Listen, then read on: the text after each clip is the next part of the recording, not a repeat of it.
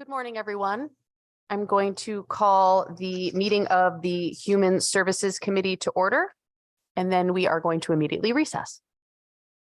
Thank you.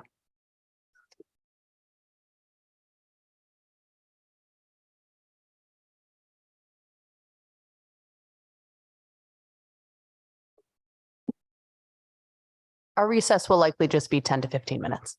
Thank you for your patience.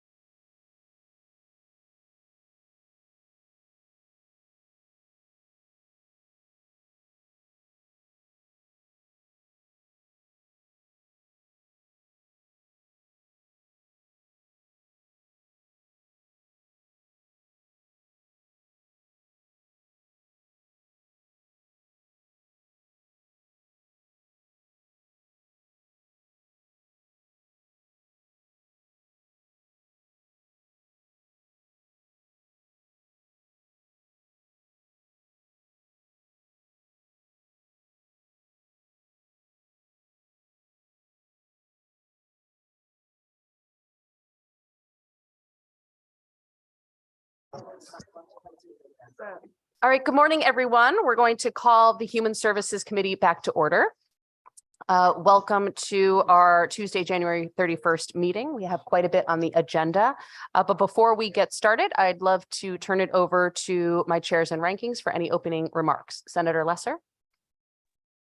No remarks, just happy to be here. Great. Senator Seminara. Good morning, everybody. Happy to be here as well. And Representative Case. Thank you and good morning. And we got a pretty hefty agenda here with 36 items. So I hope you all brought lunch. All right, so let's dive right in.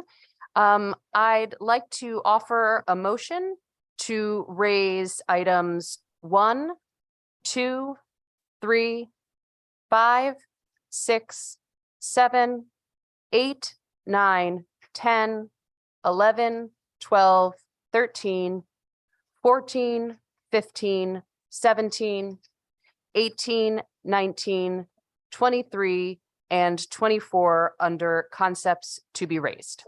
Second. At this point, I will talk us through each one, just so we know what we will be having a voice vote on. Number 1, an act concerning long-term care. There are a variety of issues have been brought to us with regards to the long-term care system, in particular PACE. So this bill will be looking at those issues. An act concerning nursing homes.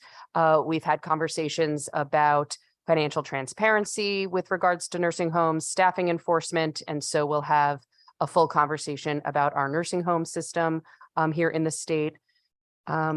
An act concerning prescription drug affordability. We want to look to see what we can do to improve access to prescription drugs through the Medicaid program. An act concerning Medicaid reimbursement for peer support services. This has to do with recovery and substance abuse and recovery coaches and seeing if we can get Medicaid reimbursement for these professionals. An act extending Medicaid coverage to medical services related to obesity. It's my understanding that a similar bill made it out of this committee and through the Senate last year. And so we want to revisit that issue again this session. Number 7, an act concerning reimbursement for community health workers. We have done quite a bit in the state of Connecticut to recognize community health workers in state statute. There are tremendous benefits with the use of community health workers, and we need to ensure that we can get Medicaid reimbursement for them.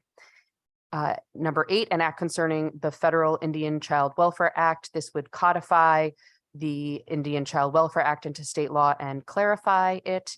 Number 9, an act concerning the Low Income Energy Assistance Program. We've heard from the vendors in the state who are providing the low income home energy assistance, but aren't being paid a fair wage. So we want to take a look at that. Number 10, an act concerning safe disposal of opioid prescriptions by Medicaid beneficiaries. There are specific devices that can be used to dispose of opioids that would potentially be covered under Medicaid. Number 11, an act establishing the Office of the Food Access Advocate. This is intended to help with food insecurity. Number 12, an act establishing the Office of Food Advocacy, a similar proposal to again address food insecurity. So we want to have a look at both of these proposals. Number 13, an act concerning the Office of the Attorney General's proposed remedies for the deficient long-term care. This is a proposal out of the Attorney General's office. Number 14, an act concerning the area's agencies on aging. They are looking to have navigators at each of the area agencies on aging to assist their clients with accessing services. Number 15, an act concerning a consumer's right to repair powered wheelchairs. It is our understanding that there are just a couple of major companies, and so it is a barrier to be able to repair wheelchairs. And so we want to give folks more access to those repairs. Number 17, an act concerning funeral assistance for persons of limited income. This has to do with the indigent needing access to funeral services, and we are not currently paying funeral directors who take this on an adequate pay. Number 18, an act concerning residential care homes. We're looking to see if we need to address them being home and community certified. Excuse me, I do have a little cold. Number 19, an act concerning 211. This is looking at access to the 211 system and our support for that entity here in the state, which is vital to getting people access to services. Number 23, an act concerning cost-based reimbursements for federally qualified health centers. It's kind of what it says, looking at how we reimburse FQHCs in the state. And number 24, an act concerning Covered Connecticut. This is the expansion program here in the state, and we want to take a look at how we can improve that as well. Any questions? Yes, Representative Mastro Francesca. Thank you. Thank you, Madam Chair. Can you go back to number 3 and that concerning, excuse me, prescription drug affordability and elaborate on that one a little bit more? Thank you. Yes, I'm going to turn it over to Senator Lesser. Yes, thank you, Madam Chair, and through you, we had some discussion yesterday and the Medicaid 101 task force about the pharmaceutical spend in Medicaid, which is about 10% of the overall Medicaid budget. We're looking at some incorporating on the state level some recent changes in federal law that were passed as part of the Inflation Reduction Act. Through you. Thank you. Thank you for that answer. I'm just curious, would something like this not go to an insurance committee? Senator Lesser. Through you, Madam Chair, as I mentioned before, we're looking at the impact on the state budget directly. So as for Medicaid clients, for example, the 10% of our overall Medicaid budget is spent on pharmaceuticals, approximately, according to the Department of Social Services. Representative Mastro Francesca. Thank you, Madam Chair. Okay, I'm curious to hear what this is about, so I'm fine with that answer. Thank you. Thank you. Yes, Representative Ferraro. Thank you, Madam Chair. I just have a couple of questions. On number 9, the act concerning low-income home energy assistance program. Really the same question the previous representative asked. Why isn't this referred to energy and technology? Thank you, Representative Ferraro. So the LIHEAP program is administered by the Department of Social Services, which is under our purview. Thank you, Madam Chair. And I do have a couple others.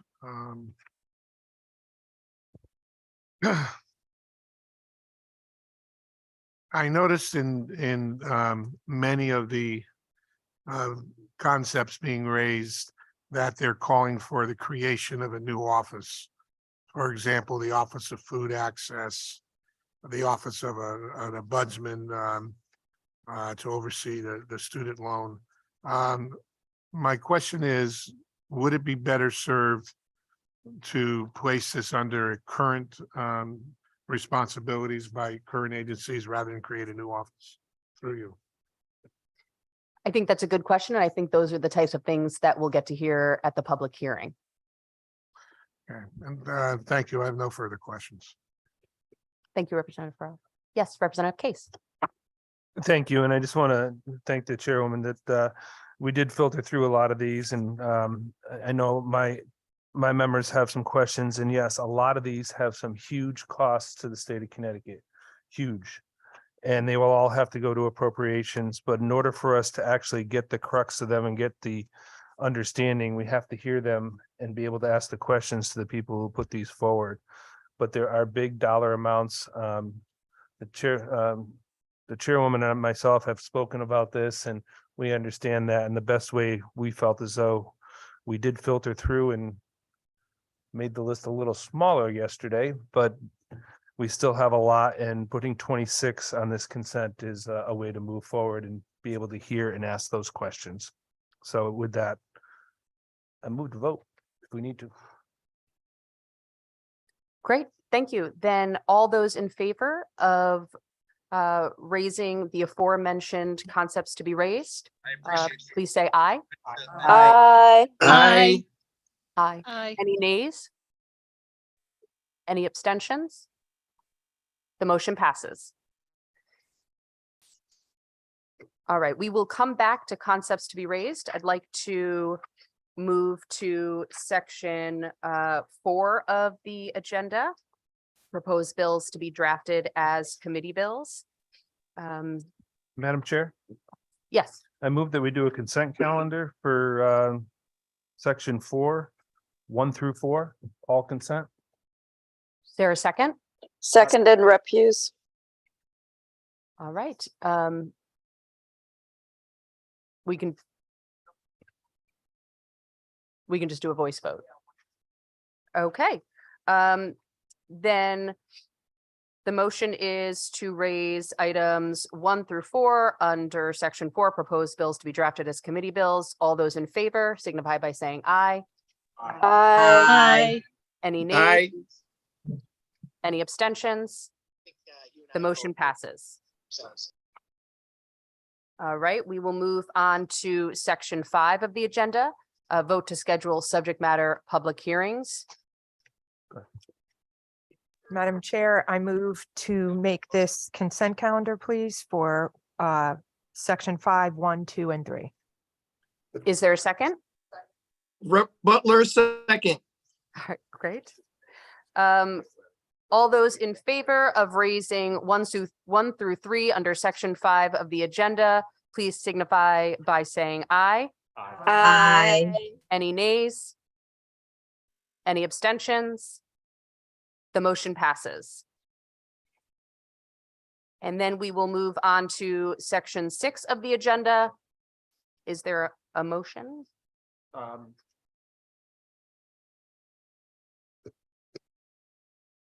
Madam Clerk, or actually, maybe this is a question for LCO. Can we have one motion to refer to the committees indicated on the agenda? Is that something that would be appropriate? There are 5 different committees or 4 different committees. Yes, you can do a voice vote on numbers 1 to 5 to refer them as noted on the agenda. Mhm. So Okay, Madam Chair, I'd like to make a motion to refer items 1 through 5 to the committees indicated on the agenda. Second that. Great. All those in favor, please signify by saying aye. Aye. Any nays? Any abstentions? The motion passes.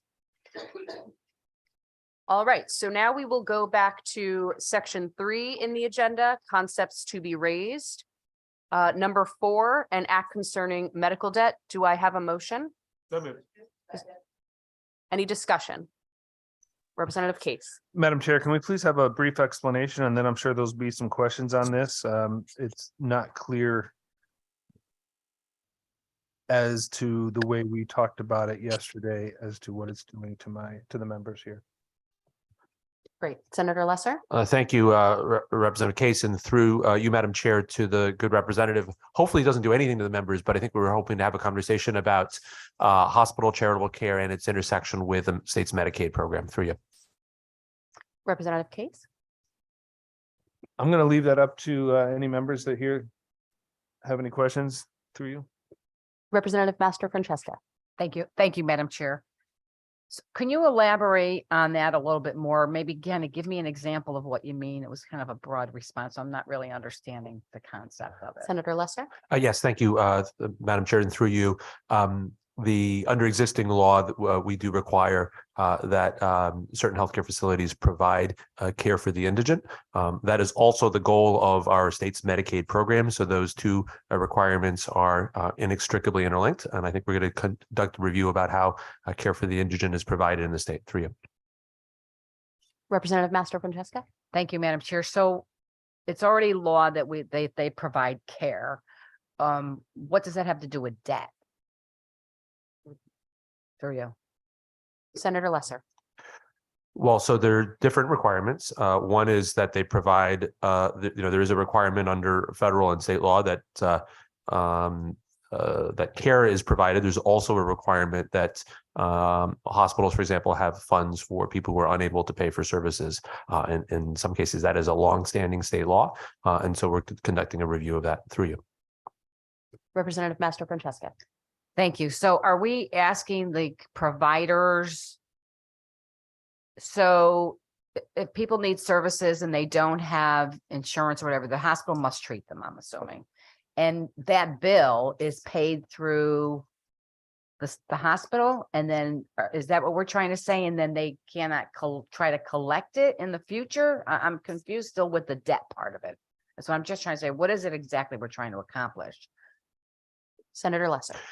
Through you, Madam Chair, under existing law, hospitals are required not just to treat, but to pay for care in certain circumstances. We're conducting a review of that through you. Representative Master Francesca. Okay, thank you. I have no more questions on this.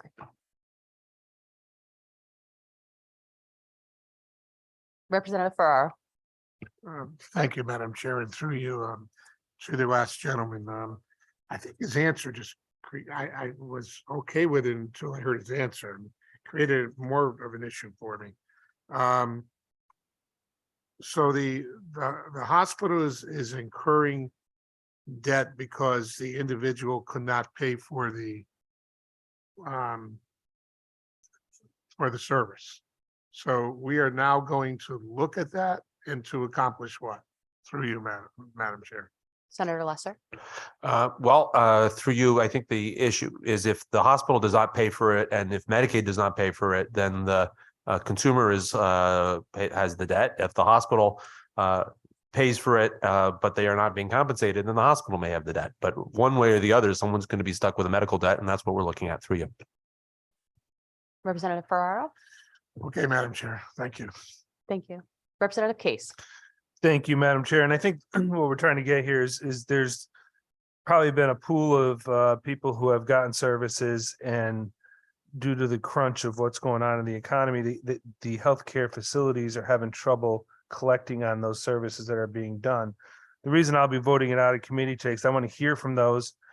I know this will have a huge fiscal note and it's going to have to go to appropriations.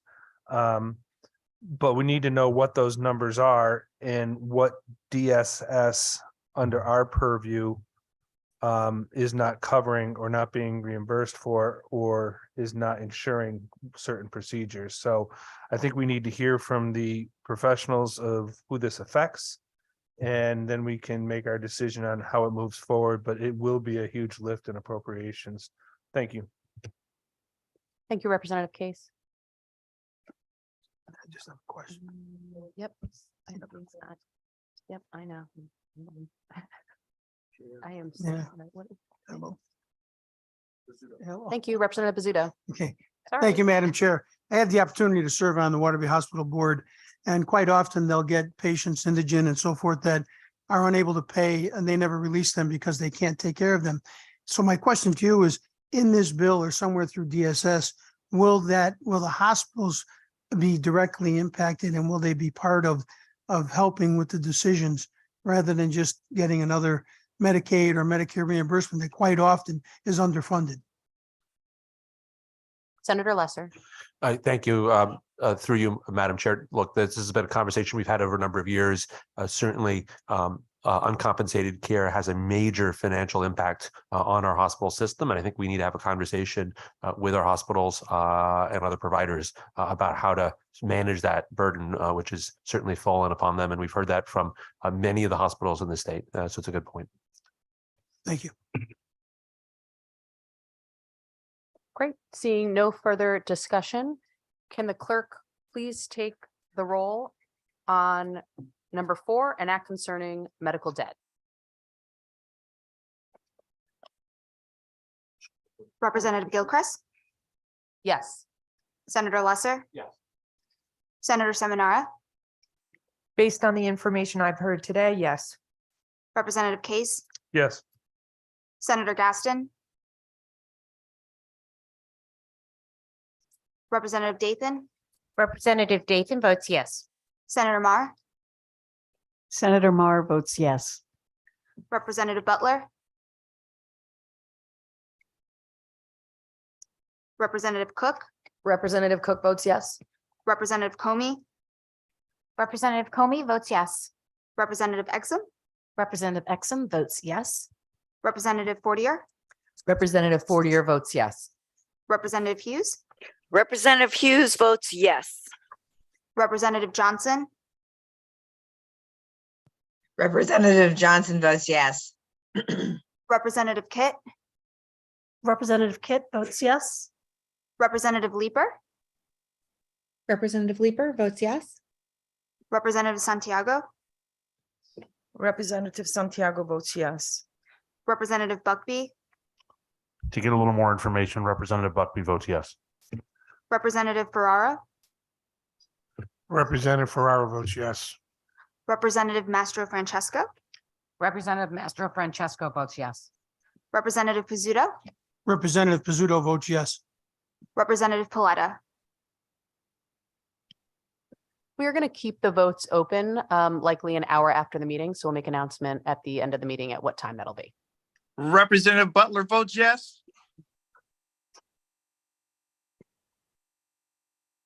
All right. We are moving on to number 16. An act implementing the recommendations of the Food is Medicine Working Group. Do I have a motion? Do So moved. I have a second? Second, Representative Dathan. Any discussion? Representative Case? Thank you, Madam Chair. And there's been some questions on this and implementing a work group. Do we have the report out of the work group yet through you? I'm gonna, Representative Dathan? Thank you, Madam Chair, and thank you for the question. Through you, Madam Chair, the group was a working group and it wasn't a formal task force, so there was no requirement to do an actual written report.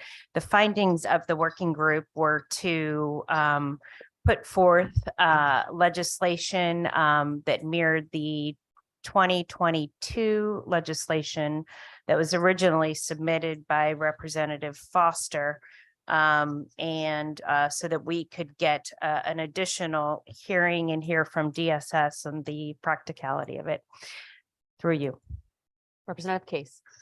Thank you. And through you, I know Representative Dathan will understand this, but when you read something implementing the recommendations and we don't have the recommendations in front of us, how do you vote for something when you don't have the recommendations in front of us? And I understand that we need to move forward to get those, but I would have hoped we've had the recommendations on paper. Through you. Representative Dathan? The recommendation is the legislation from 2022, and so we will be drafting that as part of the bill here, but I hear your concerns. Through you. Representative Case? I got you. I will be moving this forward so I can hear more on it, but I appreciate it. Thank you, Representative Jason. Thank you, Madam Chair. Representative Mastro Francesca? Thank you, Madam Chair. So if I understand correctly, the language on this is basically the same language that was in 2022. I'm just curious if we have the language, how come it's not in here? Why wasn't a bill drafted or submitted as a proposal? So we can see exactly what it is if you're saying that it already exists. Through you. Representative Dathan? Thank you. This is a concept that we are raising rather than the full bill at this stage. Through you. Representative Mastro Francesco? Thank you. It's not, in my mind, I don't know, it's not really a concept because you already know the language on it. Because you said that you were going to use the same language as last time. So it's not nearly a concept. We already have the language. So I'm just curious why we don't have any language on it. It's just concerning, and the Representative Case made a good point. And implementing the recommendations of the Food and Medicine Work Group, we really should have the language on that. Because as you indicated, we already have it. So that was my concern. Thank you. Thank you. Any further discussion? If not, will the clerk please call the roll on an act implementing the recommendations of the Food is Medicine Working Group? Representative Gilchrist, Yes. Senator Lesser. Yeah. Senator Seminara. Representative, Seminara votes yes. apologies, Representative Case, Yes. Senator Gaston, Senator Gaston votes yes. Representative Dathan, Representative Dathan votes yes. Senator Mar, Senator Mar votes yes. Representative Butler, Representative Butler votes yes. Representative Cook, Representative Cook votes yes. Representative Comey, Representative Comey votes yes. Representative Exum, Representative Exum votes yes. Representative Fortier, Representative Fortier votes yes. Representative Hughes, Representative Hughes votes yes. Representative Johnson, Representative Johnson votes yes. Representative Kit, Representative Kit votes yes. Representative Leeper, Representative Leeper votes yes. Representative Santiago, Santiago votes yes. Representative Buckby, Yes. Representative Ferraro, Yes. Representative Mastro Francesco, Representative Mastro Francesco votes no. Representative Pizzuto, Representative Pizzuto votes no. Representative Paletta,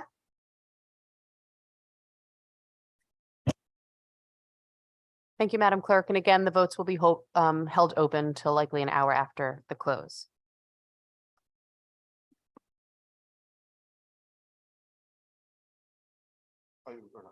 So you just make a motion.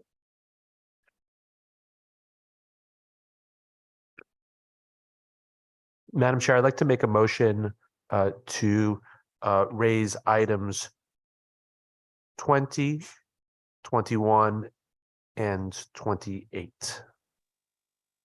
Second. So is there a discussion on number 20, which is an act concerning Medicaid, 21, an act concerning medical assistance, and 28, an act concerning the Department of Social Services?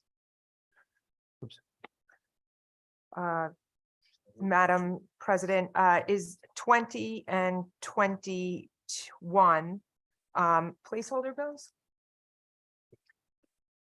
So 20, 21, and 28, which we just made the motion, are all placeholder bills. Yes.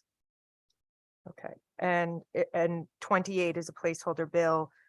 My question is this a placeholder bill for DSS to give their proposals? No. So the three of these bills, or the three of these concepts are placeholders because conversations are continuing. And so we want to have space where we might be able to include additional ideas as we move through the process. Madam Chair, through you, Senator Lesser is saying that 28 is not a DSS proposal bill? Senator Lesser? I thank you. And through you, yes, I apologize. We shouldn't be having sidebar conversations, but no, I think, it's the practice of this committee and other committees to raise titles to allow conversations. We could certainly put DSS suggestions there, but I don't think that we wanted to, hamstring ourselves, and that will be the only opportunity to have DSS bills. I think we usually get a human services implementer, and that may also be an opportunity to see some DSS suggestions as well. Through you. Senator Simonara? That's all for me. Thank you. Thank you. Representative Case? Thank you, Madam Chair. And I guess we got a lot of leeway with what we put through before with the 26 bills. And my concern is actually putting out their placeholders. I have a distinct for my past 10 plus years that I've never voted for a placeholder bill. And I just think that if we have language, we need to have language and not put something out there. So I will be voting no on each individually, or we have to do it in a group since it's been proposed that way. So thank you. I'm going to turn to the LCO. Yes, if there is an agreement on these, you should probably take a separate vote on each of them, separate roll call vote. Well, because it would be a voice vote if all three were together, but I think what you're saying is because there are negative votes that. Yeah, you're saying you want to record a negative vote, Right. right? So we need to, Would you want to record a negative vote on all three? So could we keep them together? let me, Representative Mastro Francesca? Thank you. Thank you, Madam Chair. I would prefer that we can vote individually on each one of these, if that's okay. Thank you. And I'll ask Senator Lesser to recall his motion, Madam Chair, I withdraw my motion. and I withdraw my second. So we'll start with 20. Can I have a motion for an act concerning Medicaid? So moved. Seconded. Rep Hughes. Any discussion? Representative Master Francesco. Thank you, Madam Chair. For the reasons why that I want to have all of these individually, we don't have any information on these, and these are really a placeholder. So that's my reason for objecting. Thank you. Thank you. Without any further discussion, would the clerk please call the roll? Item number 20, an act concerning Medicaid, Representative Gilchrist, Representative Gilchrist votes yes. Senator Lesser. Senator Seminara, Senator Seminara votes no based on it's a placeholder. Representative Case, As a placeholder, no. Senator Gaston. Representative Senator Dathan, Gaston votes yes. Representative Dathan, Representative Dathan votes yes. Senator Mar, Senator Mar votes yes. Representative Butler, Representative Butler votes yes. Representative Cook, Representative Cook votes yes. Representative Comey, Representative Comey votes yes. Representative Exum, Representative Exum votes yes. Representative Fortier, Representative Fortier votes yes. Representative Hughes, Representative Hughes votes yes. Representative Johnson, Representative Johnson votes yes. Representative Kit, Representative Kit votes yes. Representative Leeper, Representative Leeper votes yes. Representative Santiago, Santiago votes yes. Representative Buckby, As a placeholder, no. Representative Farrar, Representative Ferraro votes no. Representative Mastro Francesco, Representative Master Francesco votes no. Representative Pizzuto, Representative Pizzuto votes no. Representative Paletta, Thank you, Madam Clerk. We'll move on to number 21. Can I have a motion to raise an act concerning medical assistance? So moved, Representative Dathan. Can I have a second? Second, Representative Exum. Any discussion? All right. Seeing no discussion, would the clerk please call the roll on 21 and act concerning medical assistance? Representative Gilchrist, Representative Gilchrist votes yes. Senator Lesser, Senator Seminara, As a placeholder, no. Representative Case, As a placeholder, no. Senator Gaston, Representative Dathan, Representative Dathan votes yes. Senator Mar, Senator Mar votes yes. Representative Butler, Representative Butler votes yes. Representative Cook, Representative Comey, Representative Comey votes yes. Representative Exum, Representative Exum votes yes. Representative Fortier, Representative Fortier votes yes. Representative Hughes, Representative Hughes votes yes. Representative Johnson, Representative Johnson votes yes. Representative Kit, Representative Kit votes yes. Representative Leeper, Representative Leeper votes yes. Representative Santiago, Santiago votes yes. Representative Buckby, As a placeholder, no. Representative Ferraro, Representative Ferraro, no. Representative Mastro Francesco, Representative Master Francesco, no. Representative Pizzuto, Representative Pizzuto votes no. Representative Paletta. Thank you, Madam Clerk. I go to number 28. Can I have a motion to raise an act concerning the Department of Social Services? So moved. Second. Second, All right, it's been moved and seconded. Any discussion? All right, seeing none. Would the clerk please call the roll on 28 and act concerning the Department of Social Services? Representative Gilchrist, Representative Gilchrist votes yes. Senator Lesser, Senator Seminara, As a placeholder, no.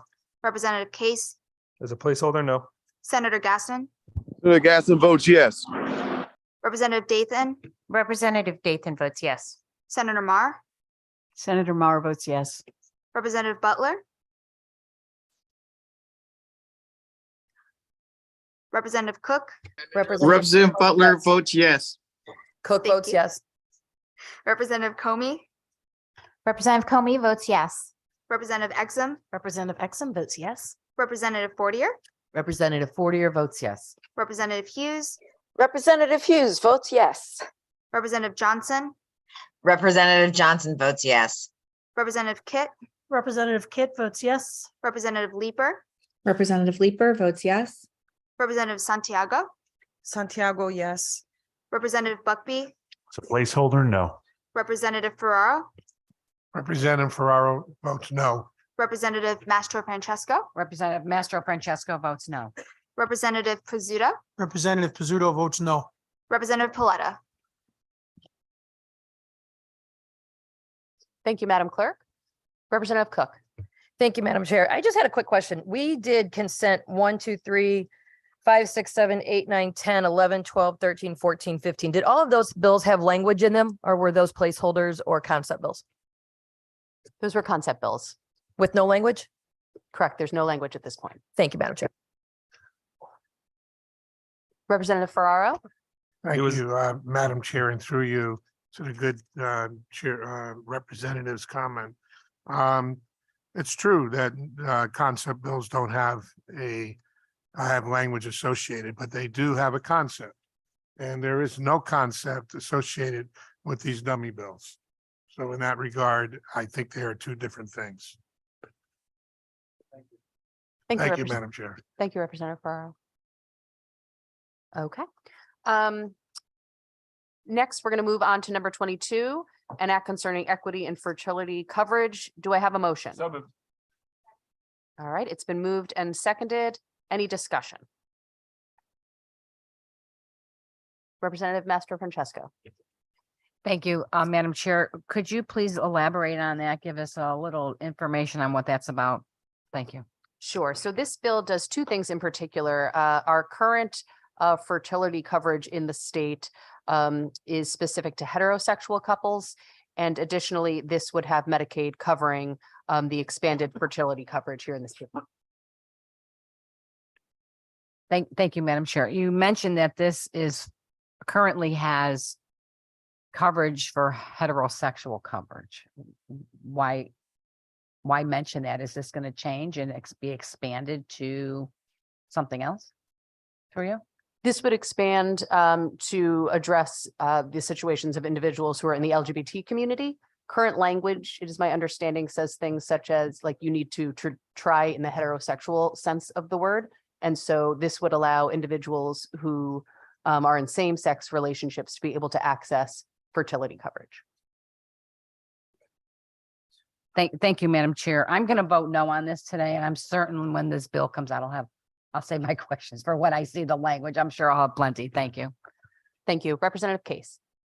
Thank you, Madam Chair. And I'd just like to point out that in our notes here and talking about it, number 22 is on the list of 28.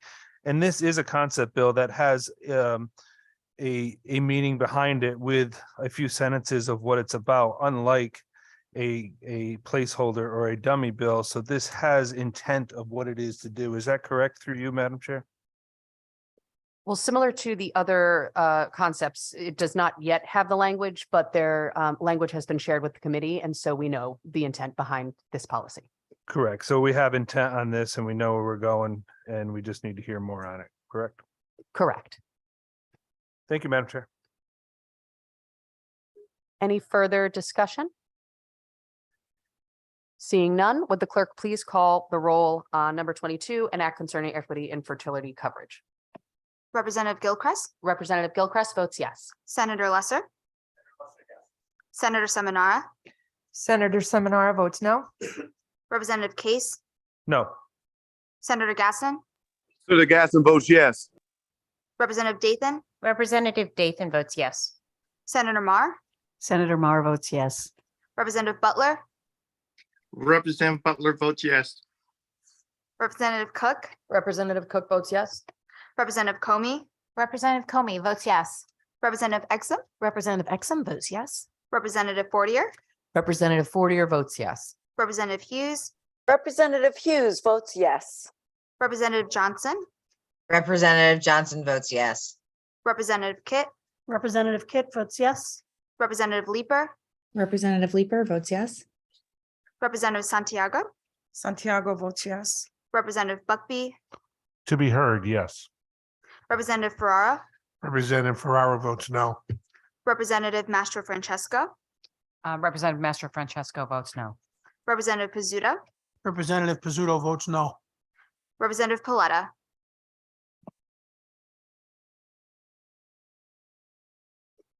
Thank you, Madam Clerk. We'll now move on to number 25, an act concerning student loan budsperson. Is there a motion? So moved. Is there a second? Second. Motion by Senator Lesser, seconded by Representative Exum. Is there discussion? Representative Cook. So just curious, as we've been back and forth on content and language and concepts, this is student loan. Why is that here and not in the Education Committee or the Higher Education Committee? Senator Lesser. Yes, thank you, Madam Chair, and through you to the good representative. This is taken a long and circuitous route, a 2015 law that the good representative from Torrington may recall voting for, required the Department of Banking to establish a student loan ombudsperson. They have not actually done so, and although they do have funding available for that purpose. And so the question is whether or not we could do so housed administratively in the Department of Social Services. We've been looking for a home for this office for 8 years now. Through you. Representative Cook. I want to thank the good senator for his answer, but I'm still a tad bit confused as to why we are taking the long route, just given the fact that it's definitely going to have to be referred to education anyway you look at it, or higher ed in theory. And then it would have to go to appropriations. So I'm just curious as to why an education bill, and I hear what you're saying, and you're probably right. I probably did vote for that. Why we have it and why we're circumventing the path. That's all. Or Lesser. Oh, through you. The argument that I would make is that this is about providing assistance to people who've already taken out loans. It's not about it's not about education policy. It's about the financial ramifications of dealing with a student loan servicer and existing debt. Through you. Representative Cook. I still don't necessarily agree with where it is at, so I will let the rest of my folks chat. I'm going to go to Representative Johnson on Zoom. Thank you so much, Madam Chair, and thank you for raising this concept, because I represent a district that has Eastern Connecticut State University. I'm right next to the University of Connecticut, and we are suffering here with a huge number of homeless people, including students. So I think that this is appropriately placed at this point in time. And I'd like to hear some more about where the whole concept will be going. So I just want to put that in there, and thank you for raising the concept. Thank you, Representative. Representative Case. Thank you, Madam Chair. And I happen to agree with my my good colleague from a town that we share in Torrington. Not sure why we're talking student loans in human services. This bill also belongs in education and or appropriations. What we're doing is we're delaying the process. We need to get it to the proper committees so the proper committees can deal with it. I cannot vote for this today. It needs to go to the proper committee in order for it to be heard. We don't have the cognizance to go over and to worry about how we're going to pay people's loans. That's not what DSS does or Human Services does. So I would agree with my good colleague from Torrington. I would hope we could move this to another committee. Thank you, Madam Chair. Thank you, Representative. Representative Master Francesco. Thank you, Madam Chair. So just to clarify an explanation on this to the good senator, is the purpose of this bill to cancel student loan debt? Through you. Senator Lesser. Through you, no. Representative Master Francesco.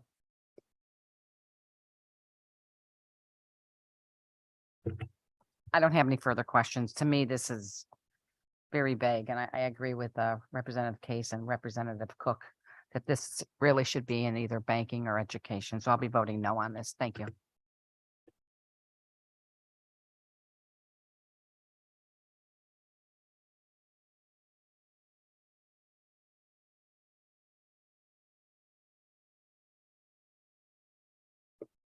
Any other further discussion? Madam Chair, can we make a motion to move this to a different committee? Through you. This is just a concept at this point, so the proper route would be to contact the chairs of the other committee and just pass on the concept. It's not like you have a fully drafted bill that you can refer. So And we do have a motion on the table. Is that correct? To, you had a motion to raise the concept. So this is not something you can refer formally at this setting, that you could do it informally. thank you.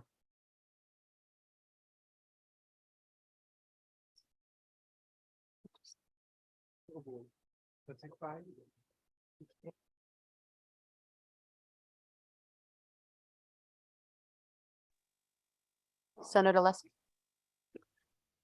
Yes, thank you. I want to just make sure that folks understand what we're talking about here. So in 2015, the state of Connecticut was the first state in the country to regulate the student loan servicing industry. And that was important because this was a major financial product that is one of the largest sources of debt out there. This was done by the Connecticut Department of Banking, and the law has since become a national model. As part of the law, though, we did direct the Department of Banking to assist borrowers in issues with student loan servicers. Those are the companies that handle that process payments. The Department of Banking has not set up that office as required by the 2015 law and is subsequently amended by the General Assembly. So the question that this committee would be looking at if we voted to draft the bill is there a way to assist student loan borrowers in the way provided? So we already do the regulation that is done by the Department of Banking, and they've done an extraordinary job. But the question is, how do we connect people to the resources that are there?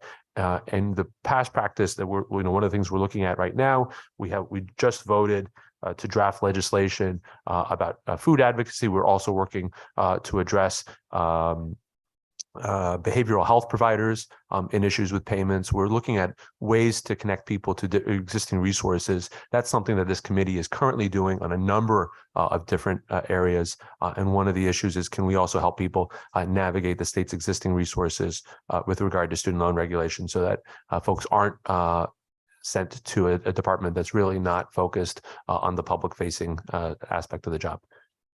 Through you, Madam Chair. Thank you, Senator Lester. Representative Butler on Zoom. Thank you, Madam Chair. I also want to just agree with my colleague, Representative Cook. And just hearing the last explanation, it seems to me that this is better served being in front of either the Banking or the Higher Ed Committee. I will certainly support this initiative 1,000%. I just don't think that Human Services is the committee to actually be the committee of cognizance to bring this forward. So I just wanted to weigh in on that. And certainly I support the concept, the initiative, but I just don't believe that this is the committee of cognizance. Thank you, Madam Chair.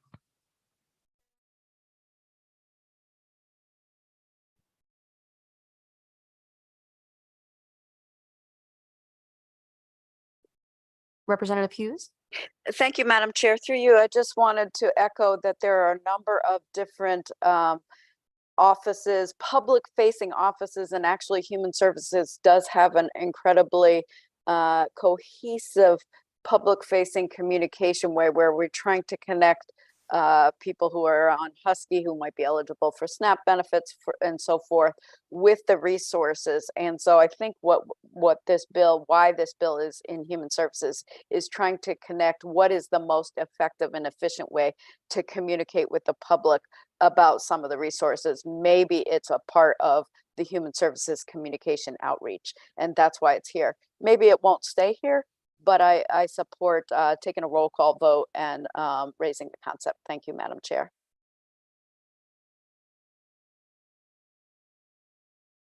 I'm not voting for this.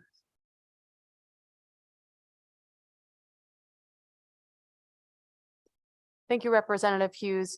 I would just make the comment that Jillian? Just one, similar to what Representative Hughes just said, the Department of Social Services is there to connect folks to resources in the community. And this is an important resource that students in the state of Connecticut need. And the fact that this legislation was approved and passed by this legislature and has yet to find a home, I think it would be important for this community, this committee that deals with human services, to hear it, just like we're hearing other concepts. And so I will be supporting this proposal. Representative Santiago. Thank you, Madam Chair. I tend to agree with some of my colleagues on this committee. I think that this concept better serves under banking, because that's where you learn about financial literacy. That's where you learn about the expertise of where to have those relationships with banks and loans that will help you navigate the system. I don't think that DSS, as burden as, I mean, we're putting more offices and we want to put more concepts of food advocacy and other offices into DSS. And right now, they just don't have the staff. I don't believe that they have the expertise and the staff to deal with these issues also. And I'm all for having a student loan ombudsman. I just don't think this is the committee for that. I think it should be going under either banking or going under education. And that's my take on it. I was in the banking committee when I first started almost 10 years ago. And I believe that would be the best place. I just don't see where human services has to deal with so many other issues that now that we want to take on student loan and trying to navigate those young people or people that have those issues under human services. Thank you, Madam Chair. Thank you, Representative Santiago. Similar to other concepts that we've raised, I'd say I think it's important for us to have the opportunity to hear this and to see if there is a place for this at the Department of Social Services. And if in fact, after a public hearing, and if we were to vote on this, it needed to be referred to a different committee, I'm sure that would happen at that point. But I would ask that we be able to have that conversation at this committee level. Representative Dathan. Thank you so much for all the dialogue around this. It's been really helpful. I will support this in committee because I agree that we do need to hear about this, but my concerns really are budgetary. Where are we finding money within DSS to pay for it? I know we have other ombudsman programs sitting within in that jurisdiction, but all of them have to do with either home care or long-term care or other sort of community care ombudsman. But I think it is worth having the discussion, and I'd really like to hear how this could help particularly members of our Husky population, as they are, some of them are very vulnerable, and we need to be on top of this. So thank you so much, Madam Chair. Thank you, Representative. Representative Cook. Thank you, Madam Chair. I have a request. So if we are going to get into the business of passing things that may or may not be germane to our committee, which I'm still not 100% confident that this is necessarily germane, and it's all due respect to the senator. I'm not trying to debate the issue, and I'm not a person to kill people's legislation. It's just about the process. If we pass this out today, can you guarantee that we do a joint public hearing with banking?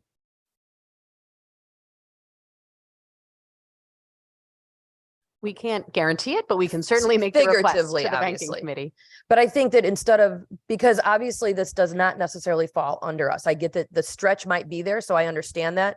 But in fact, if it's going to have to go to banking anyway, which I would suspect that it would, that we request a joint public hearing for the better use of everybody's time. So we don't have to have something go this way or something go that. That would be my suggestion. Senator Lesser. Yes, thank you. And through you to the good representative. I think that's an excellent point. I think we should invite the banking committee to see if they would be interested in discussing this as a joint hearing. Obviously, there's some scheduling issues and they have to say yes. But for my part, I'm happy to make the request and see if we can make that happen. Through you. Any further? Yes, Representative Master Francesco. Thank you, Madam Chair, for the second time. I just wanted to get some clarification. When I asked before about if this was about canceling student loan debt, I understand your answer was no. So there seems to be a lot of discussion around this about student loans. So is there a goal that the DSS or this committee is providing help in on monetary value to people who may need to access money for student loans to go to school? And will there be a financial aspect of it once this bill is drafted? Because this is what this committee does. We are all about helping, and all of that help we give people is always financial. So I can only assume, because it's in this committee, there has to be some financial aspect to this bill, to what the language is. And I need some clarification on that through you. Senator Lesser? Through you, Madam Chair, no, the bill is limited to providing an ombudsman's office to direct folks through their dealings with the student loan servicers. There's no anticipation that there would be any financial impact on the state beyond that. And I would also just echo, I think in response to some earlier communications, I don't anticipate this would have any impact fiscally on the Department of Social Services because funding for this office it presently exists within the banking fund. Representative Master Francesco. Thank you, Madam Chair. So I'm just curious as to why we need to create a law for something like this. And what is the purpose? Why do we need to create a law? Senator Lesser? Well, when we're making a law, when we're trying to direct the executive branch, they cannot really operate without guidance from the General Assembly, and so that's what we're seeking to do through you. Thank you. And I will have to go back to agree with Representative Case and Representative Cook that this particular bill, in my opinion, belongs in banking or education. Thank you for answering my questions. I appreciate it. Representative Buckby. Thank you, Madam Chair. This is the committee I speak a lot in normally, and I think it's been a really good back and forth from everybody here. And I think it's I don't think anyone here is questioning the overall intent of where this bill is going to go. My concern is I think when things are just looking to find a home, I think we actually have to take a step back here for a second and pump the brakes to make sure that it has the best opportunity. I think the people on this committee have strengths in certain areas. Banking's not my strength. As much as I wish it was, it's not my strength. But I believe that that's the importance of us getting things before the right committee and before the right people. I don't think this is our bailiwick to jump into. And it's if I can pull anything positive out of this, it's nice to see two Torrington representatives getting along so well and agreeing on things. So I don't oppose the concept of what we see here, but I do oppose the fact that it is in this bill. I don't think it's, again, within our bailiwick. I don't think it's, in my interpretation, I don't think it's really germane to the committee and the committee's intent, especially with the incredible list of bills we have before us.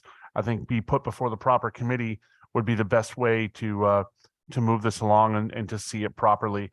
I just can't see it. So I'm going to vote no today on this. But it doesn't mean that I'm opposed to the concept. I just think it needs to be, we need to stay within our process and stay within the wheelhouse of where we belong as legislators too. All due respect intended. Thank you, Madam Speaker. Or not yet, Madam Chair.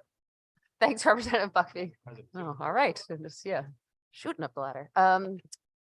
Senator Seminar. Madam Chair, I just needed some clarity on what Senator Lesser said. Did he say that the ombudsman is paid through banking? Senator Lesser. Yes, through you. So the banking committee has passed a number of laws requiring the banking department to assist borrowers related to their existing requirement that they also regulate the student loan servicing industry. They have funding available in the banking fund. They have not hired a person to perform that function. And so what we're looking to do is to redirect the funding that presently exists in the banking fund for the purpose of assisting borrowers as has been required for at least 8 years by state law. Senator Seminara. Again, once again, wouldn't that be going to a different committee than banking or appropriations? If we're looking to shift funding? Senator Lesser.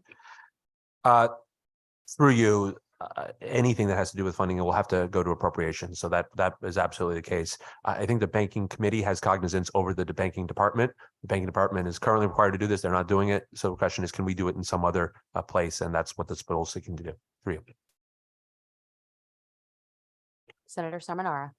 Thank you for the clarification. And as hearing that, I too will be voting no, thinking that this is not the least path of resistance to getting this bill done or getting this concept heard.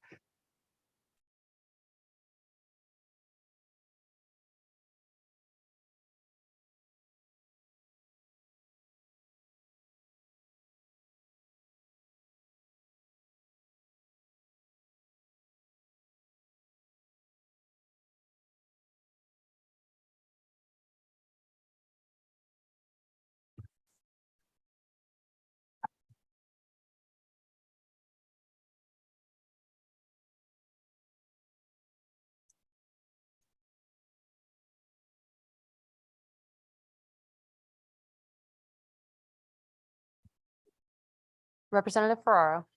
Thank you, Madam Chair, and the communications and comments regarding this concept have been very interesting. I was just wondering, is it possible to table this and send it back to screening? And let screening decide again what to do with this bill? I don't believe so. I think we do want to move forward, but I think we are going to go into a brief recess.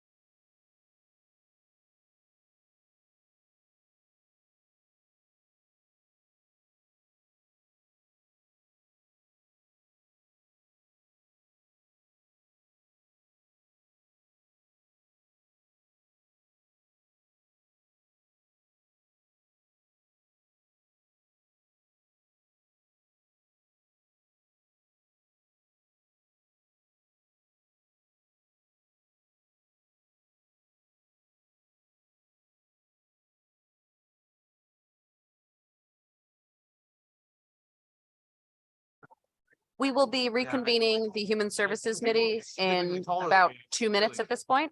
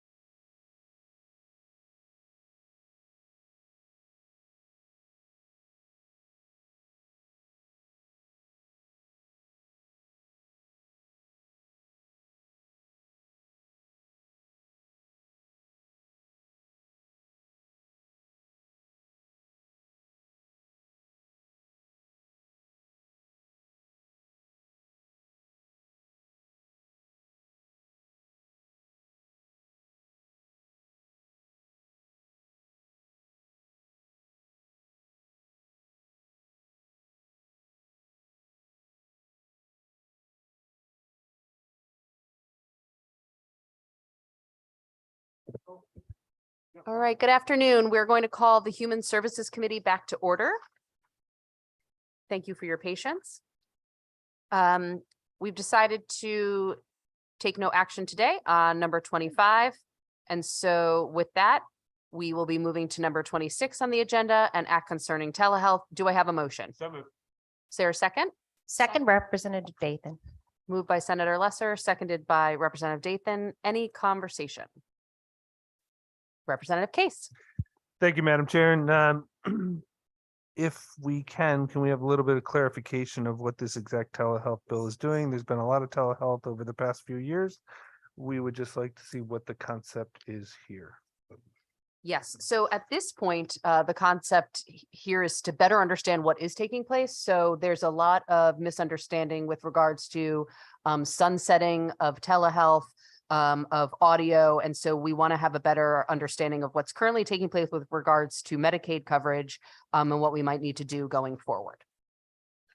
So hearing you correctly, we want to sort of put all the silos together and make sure that we are doing what the legislation is intended to do, that we've passed, and making sure that we're covering all angles. Correct. And then if there's any additional action we might need to take.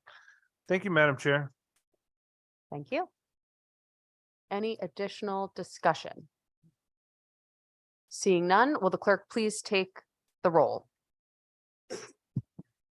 Item number 26, an act concerning telehealth, Representative Gilchrist, Yes. Senator Lesser. Senator Seminara, Yes. Representative Case, Yes. Senator Gaston, Representative Dathan, Representative Dathan votes yes. Senator Mar, Representative Butler, Representative Butler votes yes. Representative Cook, Representative Cook votes yes. Representative Comey, Representative Comey votes yes. Representative Exum, Representative Exum votes yes. Representative Fortier, Representative Fortier votes yes. Representative Hughes, Representative Hughes votes yes. Representative Johnson, Representative Johnson votes yes. Representative Kit, Representative Kit votes yes. Representative Leeper, Representative Leeper votes yes. Representative Santiago, Santiago votes yes. Representative Buckby, Yes. Representative Ferraro, Yes. Representative Mastro Francesco, Yes. Representative Pizzuto, Yes. Representative Paletta. Thank you, Madam Clerk. Next, we'll move on to our final bill or concept for the day, number 27, an act concerning minimum employee wages for providers of state administered services for persons with intellectual disabilities. Do I have a motion? Moved by Senator Lesser, seconded by Representative Cook. Any discussion? Senator Seminara? Yes, Madam Chair. Can I request some additional communications about what this is for, please? Senator Lesser? Yes, thank you. Madam, through you, Madam Chair, the bill directs the Office of Policy Management to make funds available to Department of Developmental Disabilities and the Department of Social Services for the purpose of raising employee wages and benefits through you. Senator Seminara, Since we are discussing wages and changing wages, why would this bill not be heard in labor? Senator Lesser, Through you, Madam Chair, the bill does not attempt to set a minimum wage or a fair standard wage. It's about making funds available through the Medicaid program and through the general fund. Through you. Senator Seminara, My understanding was that this was to increase the minimum wage for providers who provide services to people with intellectual disabilities. Senator Lesser, Through you, yes. Senator Seminara, Okay, so given the fact, I guess I would like to express my disappointment in this, in that why would we be singling out workers who work with people with intellectual disabilities only for this pay raise and not including other people? I have a child with a disability and who has a physical disability. The people that work with her, why should they not get a pay raise? Why should people who work with people who have cancer, children who have cancer? I mean, I can go on and on and on as to why it should be singled out to just this particular population. Through you. Senator Lesser, Through you, I certainly think we will spend a lot of time talking about direct care workers' pay and benefits, and that's an issue that the legislature has been wrestling with, and so certainly we see wage inflation. I will just speak and say that this is specifically responding to a follow-on for a 2021 settlement between the governor and providers of services to folks with intellectual disabilities, and making sure that we're funding that and we are raising wages in that community. And if we want to expand it beyond that, I think that would probably make sense. Through you. Senator Seminara, Through you, Madam Chair, if this was put through the governor and this is about wages, once again, why are we hearing this in Human Services, and why would this not be heard in labor? Senator Lesser, Through you, Madam Chair, for the second time, the issue is that the Labor Committee really is not about allocating Medicaid funds. That's not really within their cognizance. That's really squarely within our cognizance. Through you. Senator Seminara, I could be wrong, but I don't think we're in the position to allocate funds or change people's wages either. Senator Lesser, Through you, we cannot allocate funds directly, but we can certainly direct OPM and DSS and DDS to the extent that it's funded through DSS to make expenditures. And obviously we have shared cognizance with the Appropriations Committee, and so likely any bill along these lines will have to go to appropriations. Through you. Senator Seminara. I'm through. Thank you. Going to go to Representative Hughes on Zoom. Thanks, Madam Chair. I just want to echo that because maybe it doesn't say in the title, but this bill has probably more to do with the reimbursement rates of DDS and DSS workers and those caregivers that are under Human Services purview. That's why it's showing up here and not under public employees. Thank you, Representative Hughes. Representative Case.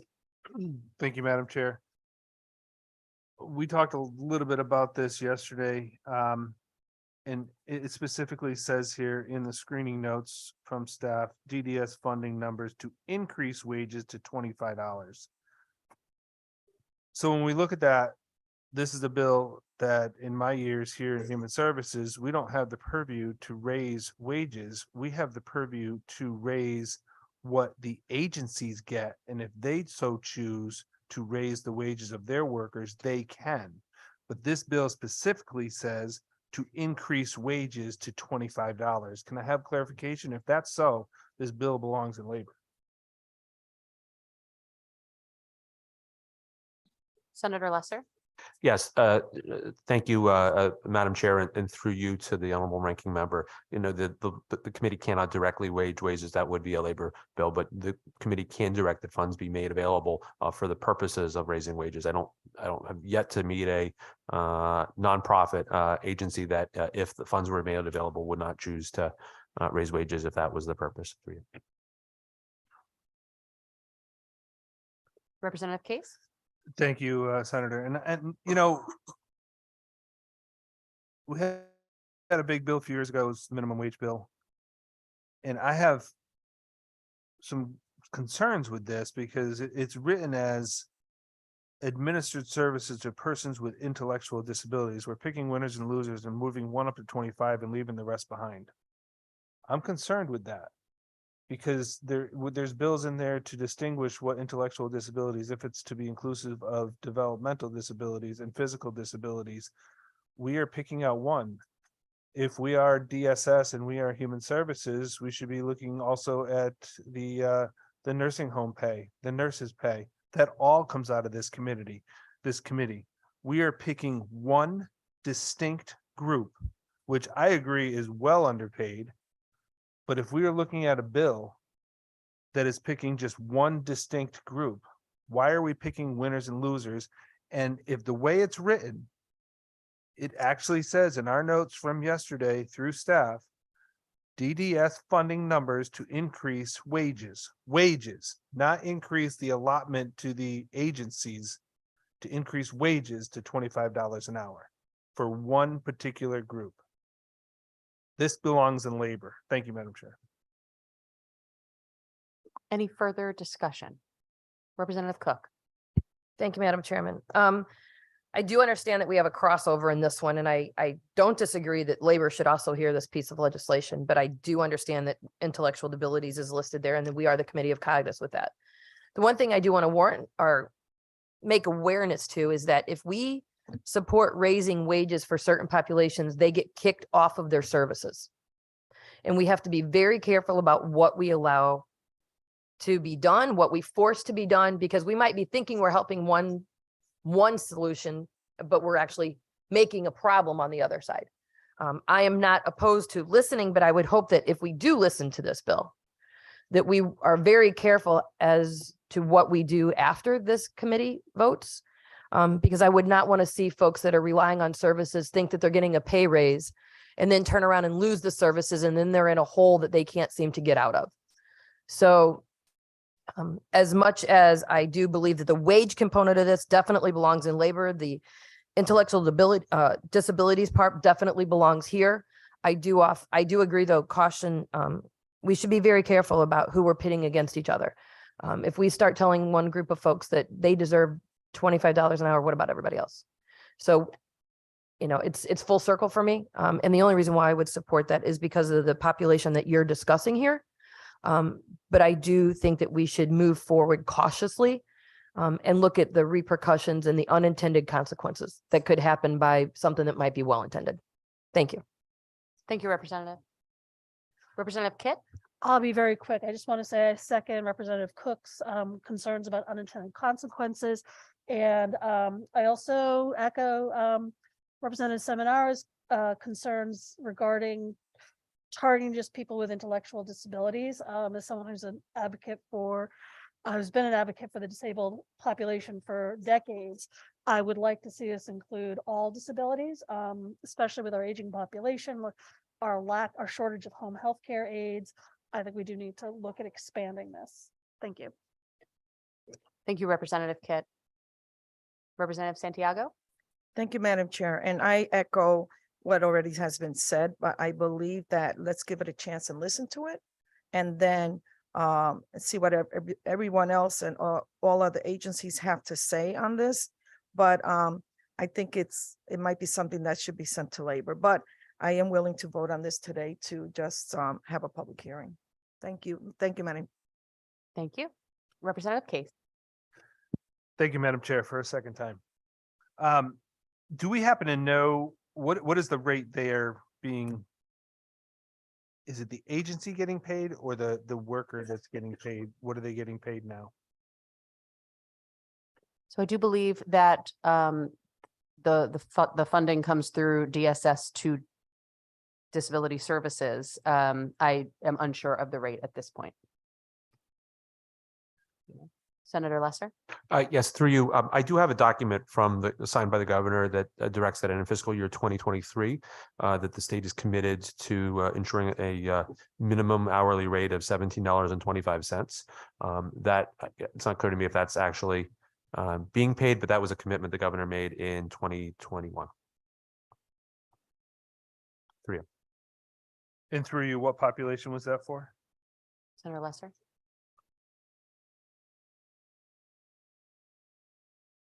And just one clarification through you, that was a document signed by the then Secretary of the Office of Policy Management, not by the governor. I apologize for the misstatement. So that is for 30,000 caregivers who provide services to folks with intellectual disabilities through group homes administered by DDS. Representative Case? So is it paid to the agency or paid to the worker? Senator Lesser? So a nonprofit provider would receive funding from the state, but then they would pay their employees through you. Representative Case? Okay, so the bill says to increase wages. So that's a wage going directly. So we would have to increase the allotment or the monies that we give to the agencies that service this population. And do we have control over the private agencies on what they pay their employees, or do we just have control over the state funded agencies through you? Senator Lesser? This bill is only about state funded agencies through you. Representative Case? Okay, so once again, I have to say, I mean, it's one population, but now we're picking winners and losers between state workers and private workers. We have a minimum wage that goes throughout the state of Connecticut.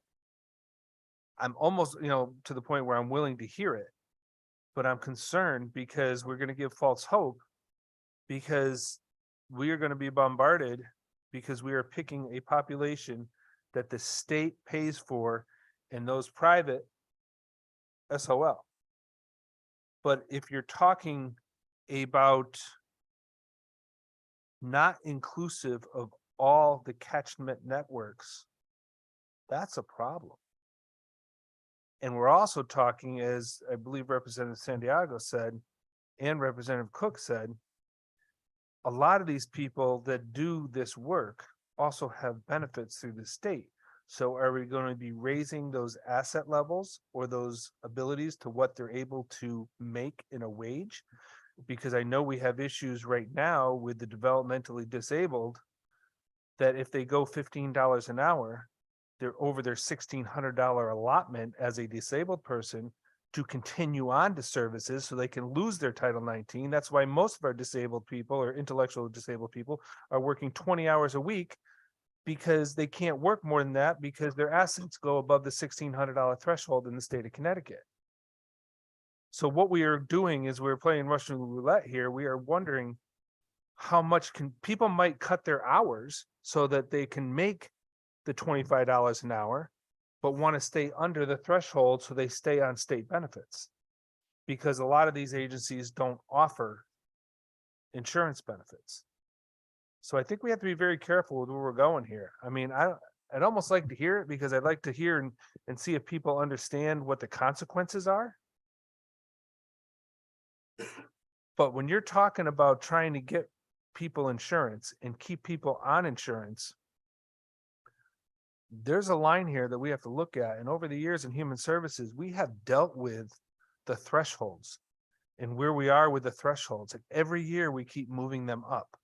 Whether you're in a rest home, what your asset level is, what you can keep at home, what your spouse can have when you're in a when the other spouse is in the rest home. There's a lot of components. This bill is very narrow. It goes down one silo. I think it's a disservice to the people who take care of the most vulnerable people in the state of Connecticut. I hate giving false hope. This bill has a huge, huge, huge fiscal note. I would love to give them, they take care of the most vulnerable. I can't tell you, I had a brother in a group home. I'll be honest with you. I mean, they get paid the least. It's not fair, it's not right, but until we do some fixes, this isn't the way to do it. So, I'm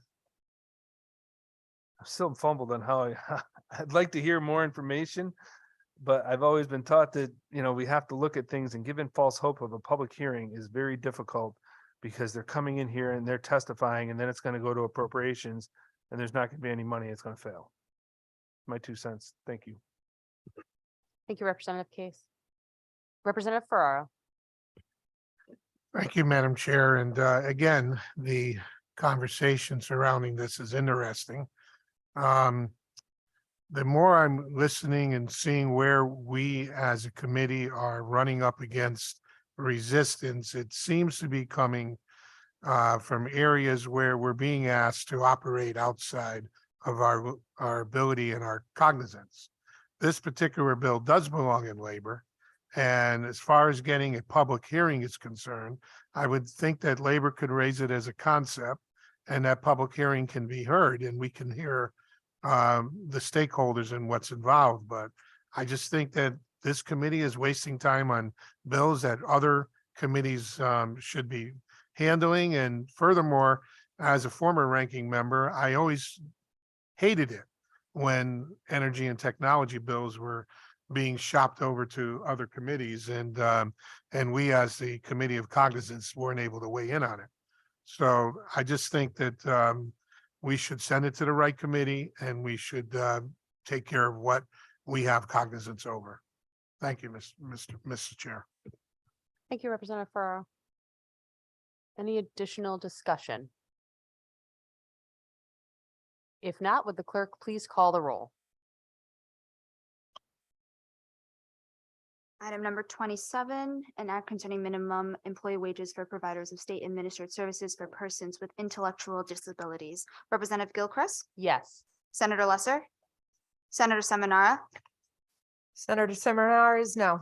Representative Case, No. Senator Gasson, Senator Gaston, yes. Representative Dathan, Representative Dathan votes yes. Senator Marr, Representative Butler,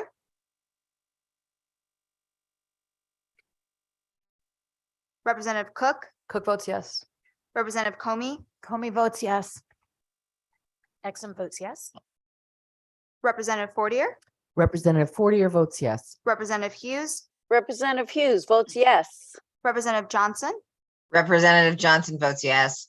Representative Kit, Representative Kit votes yes. Representative Leeper, Representative Santiago, Santiago votes yes. Representative Buckby, Representative Ferraro, Representative Ferraro votes no. Representative Mastro Francesco, No. Representative Pizzuto, Representative Pizzuto votes no. Representative Paletta. Thank you, Madam Clerk. We will hold the votes open, as I mentioned, an hour after the close of this meeting. So we will hold the votes open until 1:20. Folks can come to the Human Services Committee room or on Zoom to be able to complete their votes. And with that, can I have a motion to adjourn? No move. Second. Oh, no, recess. Oh, Recess. motion to recess. So moved. You just recess it. You don't even- Okay, I just recessed. We have recessed.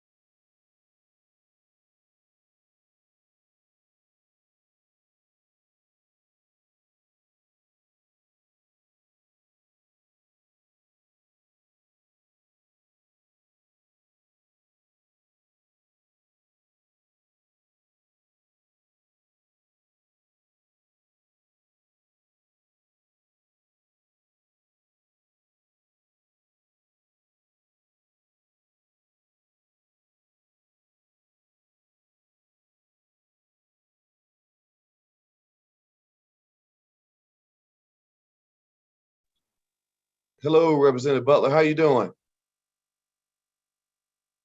Do you know, I can't hear you, but do you know if we stay on here and wait? I can't hear you.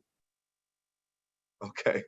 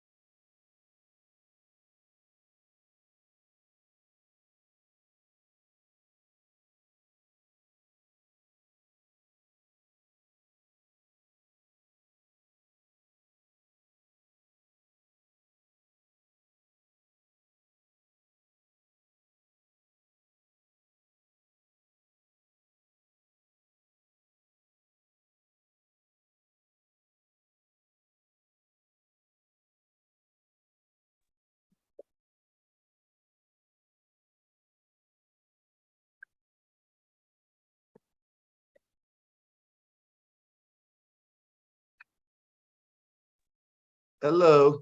Hi, Senator Gaston. Sorry for that. I know we have a couple of votes here that. Yes.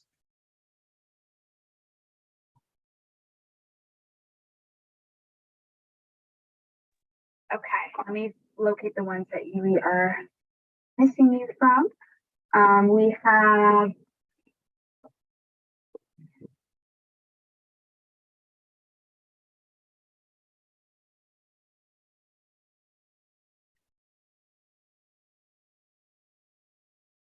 Okay, Senator Gaston, it will be for item number 26, an act concerning telehealth. This would be a vote to raise the concept.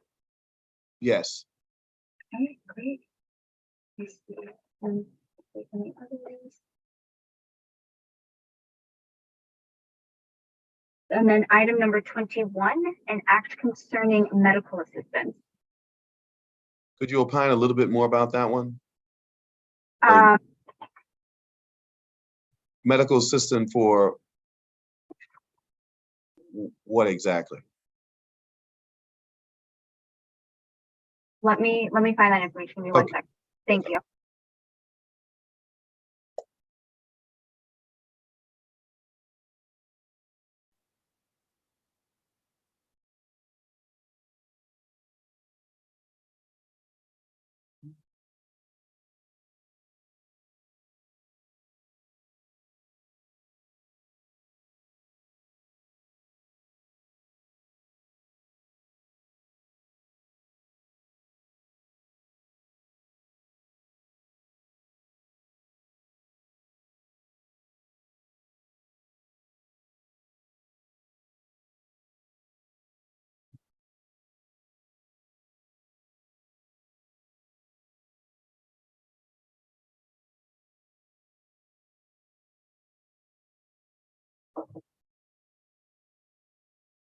Hey, Thomas. Hey, I got you. Oh, you want to call me? I'm just about to vote on something. You need me? I do apologize. I do have, in the meantime, while I'm getting item number 21, there's It's okay. another concept, which is number 4, item number 4, an act concerning medical debt. Yes. Okay, great. I'm still working on getting the other one for you. Yeah. I just want to just kind of know a little bit more about it. Absolutely.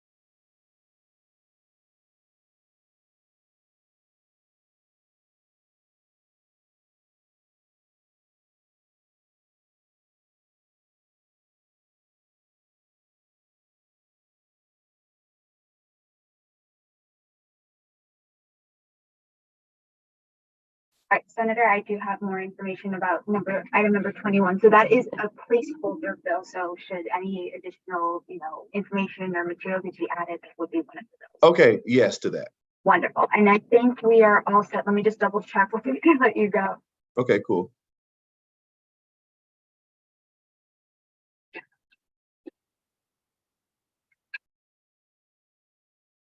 And were you here for the voice votes that took place earlier? Yeah, I did. I was there for many of those, so I hope I didn't miss. I probably missed like maybe one. I don't know. It was on items 1, 2, 3, 5, 6, 7, 8, 9, 10, 11, 12, 13, 14, 15, 17, 18, 19, 23, 24. Yes. So Not just to be I said yes to many of those, but I may have missed one or two because the lieutenant governor was here and I had to get off. So, Okay. but yes, all of that. And then did you also do the voice vote on the proposed bills to be drafted? Yes. Okay, great. So I think you're awesome. Thank you very much. Okay. Thank you. All right. Take care. Bye.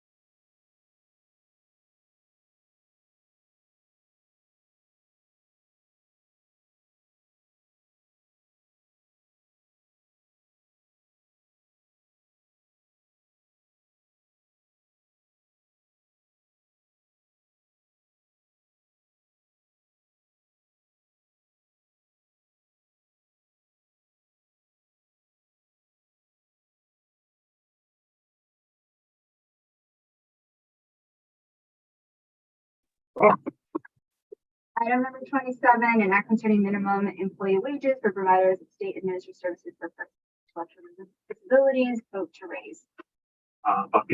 Thank you.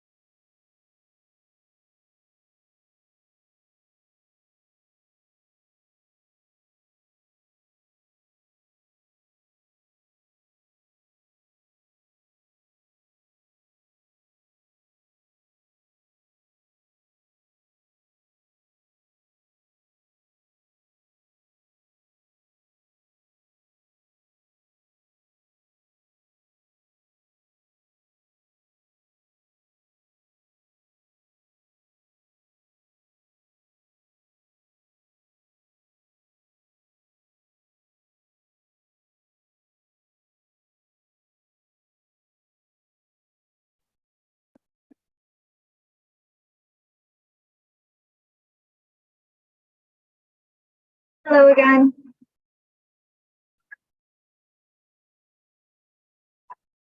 This is item number 27. An act concerning minimum employee wages for providers of state administered services for persons with intellectual disabilities. This is a vote to raise. How do you vote?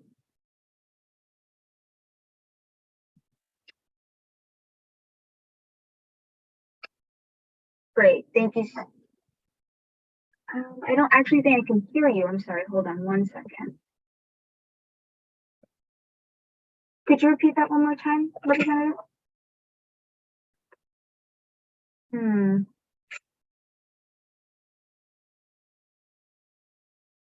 still having trouble hearing you.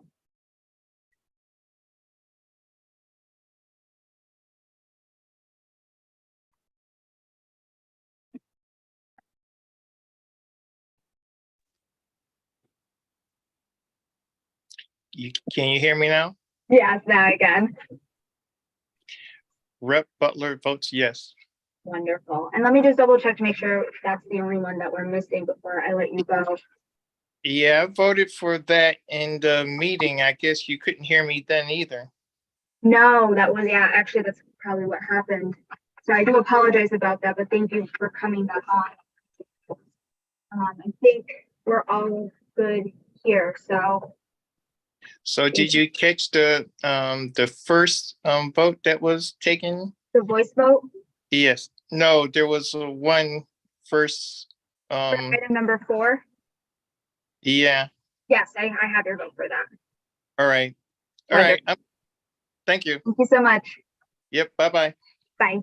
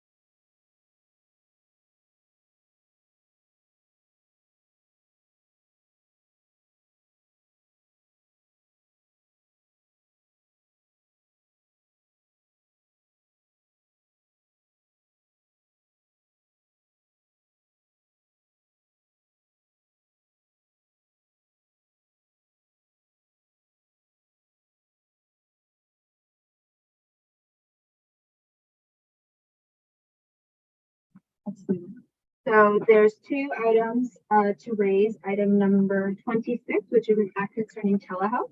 How do you vote? Yes. Wonderful. And then item number 27, an act concerning minimum employee wages for providers of state administrative services for persons with intellectual disabilities. Thank you so much. Take care.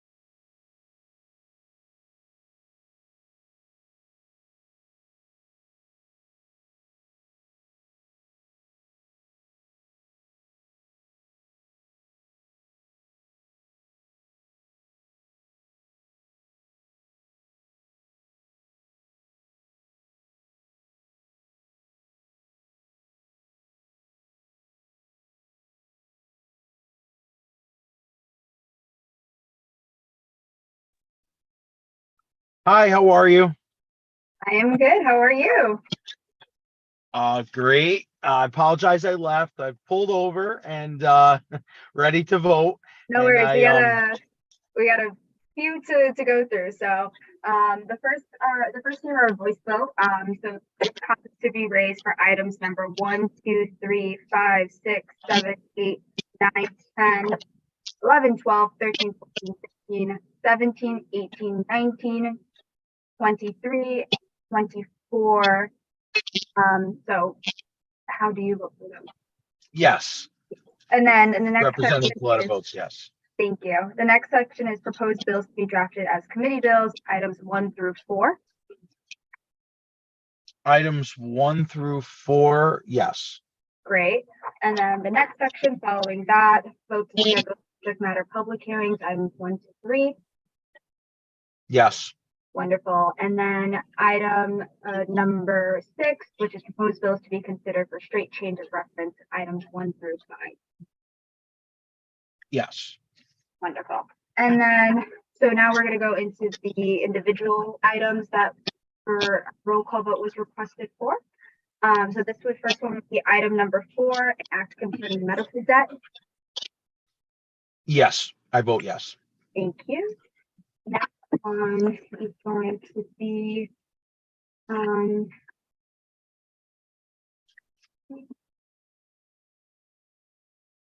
item number 16, an act implementing the recommendations of the Food is Medicine Working Group. Representative Coletta votes yes. Thank you. Next is going to be item number 20, which is an act concerning Medicaid. Representative Coletta votes no. Thank you. Next is going to be item number 21, an act concerning medical assistance. Representative Coletta votes no. Next is item number 22, an act concerning equity in fertility coverage. Representative Coletta votes no. Thank you. Next one is item number 26, an act concerning telehealth. Representative Coletta votes yes. Thank you. And item number 27, an act concerning minimum employee wages for providers of state and administrative services for persons with intellectual disabilities. Representative Coletta votes no. Wonderful. And last but not least, item number 28, an act concerning the Department of Social Services. Representative Coletta votes no. Wonderful. Thank you so much. That is all. Okay, thank you. I appreciate Take your care. time. Have a good one. Right. Bye-bye. Thank you. Bye-bye.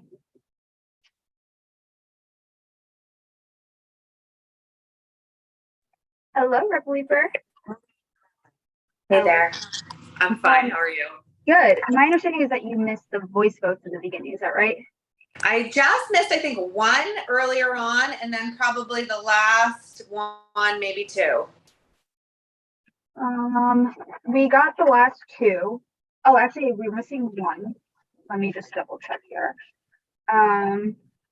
So the first was a voice vote on the concepts to be raised. That would be items 1, 2, 3, 5, 6, 7, 8, 9, 10, 11, 12, 13, 14, 15, 17, 18, 19, 23, 24. How do you vote? Representative Leeper votes yes. Were you there for the proposed bills to be drafted as committee bills?